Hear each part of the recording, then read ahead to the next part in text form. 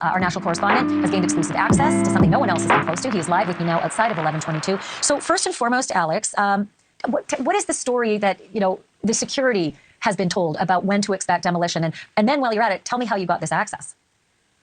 Yeah, as of this point, we really don't have a firm timeline of when this demolition could occur. I'll tell you just from being here over the past 24 hours that we really haven't seen much activity from either law enforcement or from University of Idaho officials. You would assume that perhaps there would be some scanning or some last-minute adjustments that would be made before a demolition would occur. Well, none of that's happening right now. It's really just been myself, my team, and the security guards that you see right here behind me. And so this all-exclusive access that I had was actually the closest I've ever actually been to this crime scene. You know, Ashley, that I've been out here covering this for several months, but I've never been able to step foot this close, much less get access to this backyard where we know a lot of the entering before these murders occurred actually happened. So the security team actually gave me a first look at it. We're going to show it to you right now. Joe, is it tough to be in charge of monitoring all this?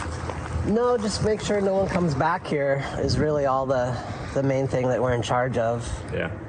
But as you can see, it's not fenced in, so, people can walk around and take pictures. When you trade shifts with someone, do you guys do a perimeter check or anything to make sure no one scoops? Yep.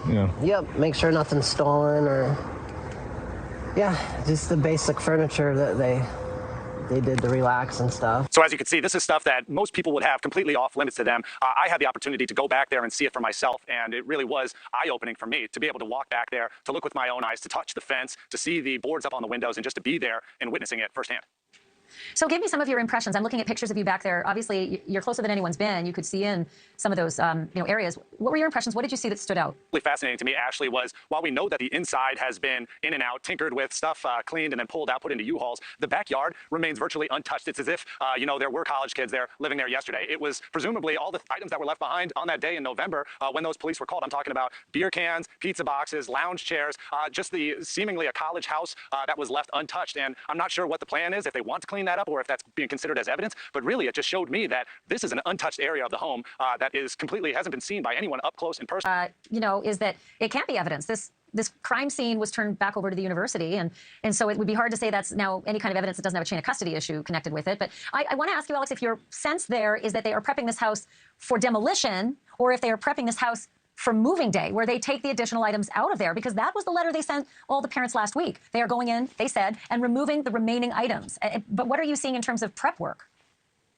Really nothing, Ashley. We know from that letter that there is going to be advance notice to these families before anything is done. But as far as I can tell right here on the scene, none of that is happening right now. There's probably still deliberations going on or some sort of essential planning. But like I mentioned, there's been no university officials here on scene.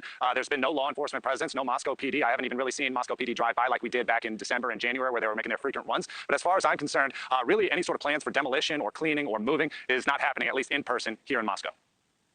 Just breaks my heart to see those cans of White Claw and the pizza boxes and the barbecue, knowing that that was such a fun place for these kids and other kids that came to visit them. It was college.